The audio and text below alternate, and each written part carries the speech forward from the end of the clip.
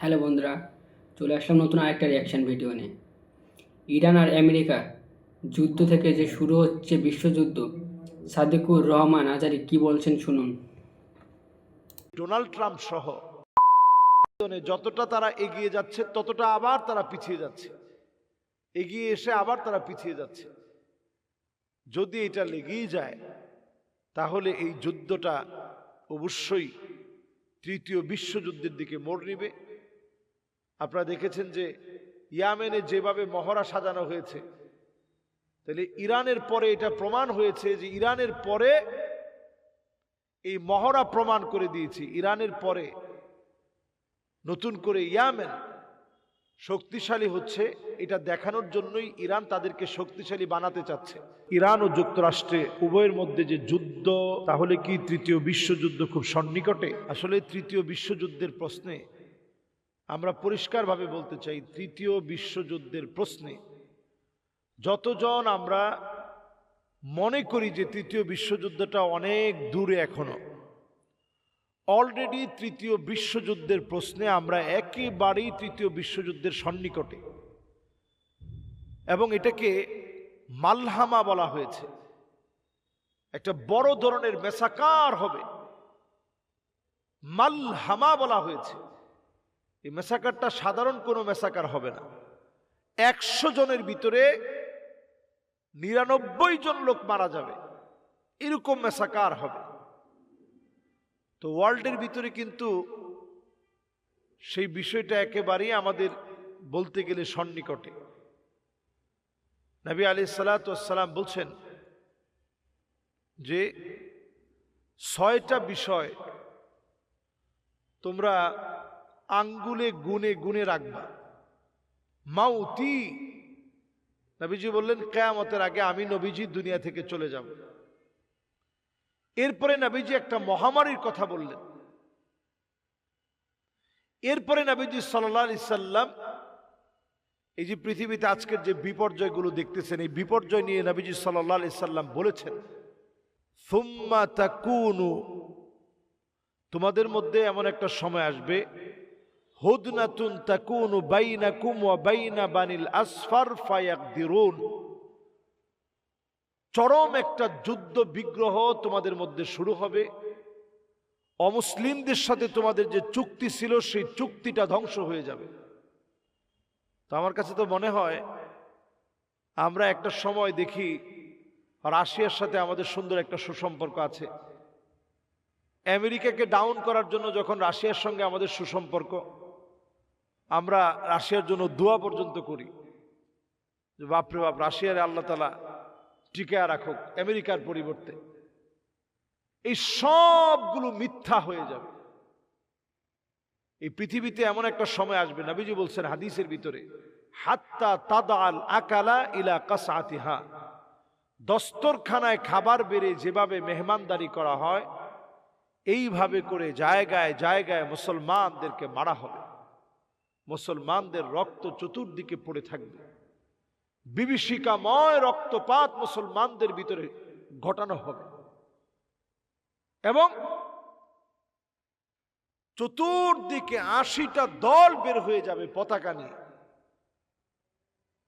সেই 80টা দলে বিভক্ত মানুষগুলো শুধুমাত্র একজন আরেকজনকে মারবে বলে হন্য হয়ে চতুর্দিকে মানুষরা ঘুরে ঘুরে ফিরে বেড়াবে, হন্য হয়ে ঘুরে বেড়াবে চতুর্দিকে। তাদেরকে কেন্দ্র করেই এই পৃথিবীতে তৃতীয় বিশ্বযুদ্ধ সংগঠিত হবে। এটাকে মালহামা বলা হয়েছে। বড় ধরনের একটা মেসাকার এই পৃথিবীর ভিতরে হবে। তো ইরানের সাথে যে আমেরিকার যে যুদ্ধের একটা পূর্বাভাস দেখা দিচ্ছে, আমেরিকা কিন্তু এখনই অলরেডি কাতার থেকে আক্রমণ করার, কাতারের নৌপথ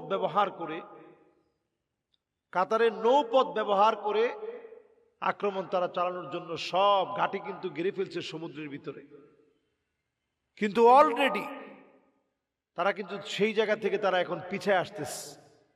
তাহলে তাদের এই পিছিয়ে আসা একেবারে পরিষ্কারভাবে আমাদেরকে বলে দিচ্ছে, এই যে তারা পিছিয়ে আসার চেষ্টা করতেছে, আমেরিকার এখন বর্তমান ডোনাল্ড ট্রাম্প সে বলছে ডোনাল্ড ট্রাম্পের বক্তব্য হচ্ছে যে আমরা এই লড়াইয়ে যাব না, কারণ তারা প্রত্যেকেই জানে যে তৃতীয় বিশ্বযুদ্ধে এর পরেই ইমাম মাহদী আলাইহিস সালাম উনার আত্মপ্রকাশ ঘটবে, পৃথিবীতে মুসলমানদের একটা বিজয় চলে আসবে।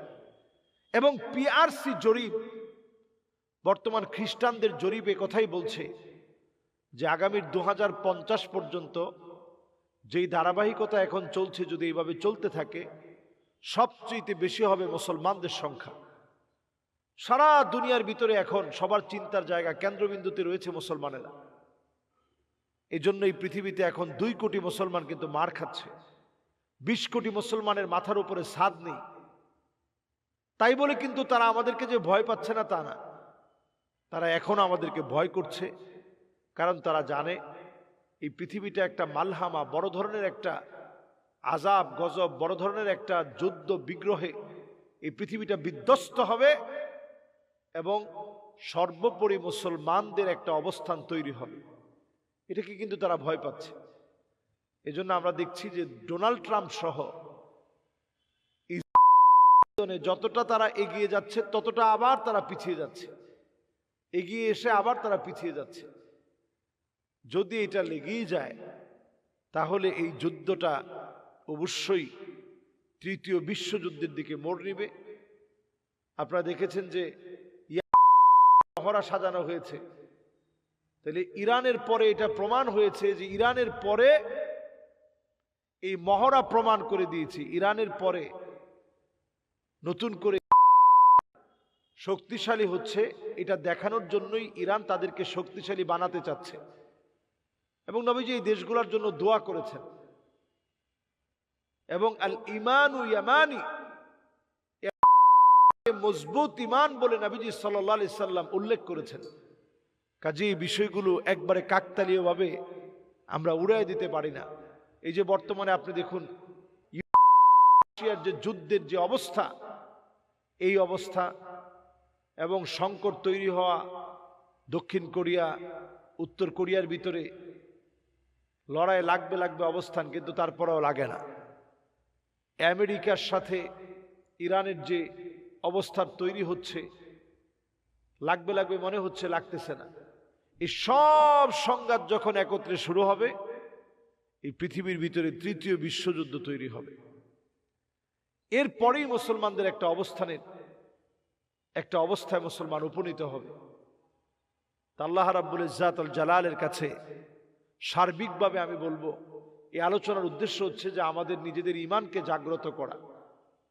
আমরা মুসলিম, কখনো সংখ্যা দিয়ে আমাদের বিজয় হয় নাই। আজকে যে সমস্ত জায়গায় আমরা বিজয়ের কথা মনে করছি, একটা সময় মুসলমানের ঘোড়া যতদূর পর্যন্ত গিয়েছে ওই জায়গা পর্যন্ত মুসলমান শাসন করেছে, যতদূর পর্যন্ত যেতে পেরেছে বছরের পর বছর শাসন করেছে। ইউরোপ আমরা শাসন করেছি 1492 সাল পর্যন্ত। এক তারেক বিন জিয়াদ মাত্র 7000 সৈন্য নিয়ে পুরা ইউরোপ বিজয় করেছে। আজকের এই পর্তুগাল, আজকের এই স্পেন, এগুলো সব আমরা বিজয় করেছি। সুতরাং মুসলমানদের হারানোর তেমন কিছু নেই। শুধুমাত্র আমরা যদি অতীত ঐতিহ্যের দিকে ফিরতে পারি, আবার ইনশাআল্লাহ আল্লাহ রাব্বুল আলামিন আমাদেরকে বিজয় দান করবেন। যুদ্ধ বিগ্রহ আসবে, এর মধ্য দিয়ে আল্লাহ রাব্বুল আলামিন আমাদেরকে পরীক্ষিত মুমিন বানান। সুতরাং আমরা আল্লাহর কাছে কামনা করি মাজলুম মুসলমানদেরকে যেন আল্লাহ হেফাজত করেন, আল্লাহ রাব্বুল ইজ্জাত যেন আমাদের ঈমানের শক্তিকে বাড়িয়ে দেন। আমিন। আসসালামু আলাইকুম ওয়া রাহমাতুল্লাহি ওয়া বারাকাতুহু। হ্যালো বন্ধুরা, তোমাদের যে মতামত সেটা অবশ্যই কমেন্ট করে বলবেন। আর আমাদের চ্যানেলে নতুন হয়ে থাকলে চ্যানেলটা সাবস্ক্রাইব করুন আর আমাদের পাশে থাকুন। দেখা হচ্ছে পরের ভিডিওতে। Bye bye.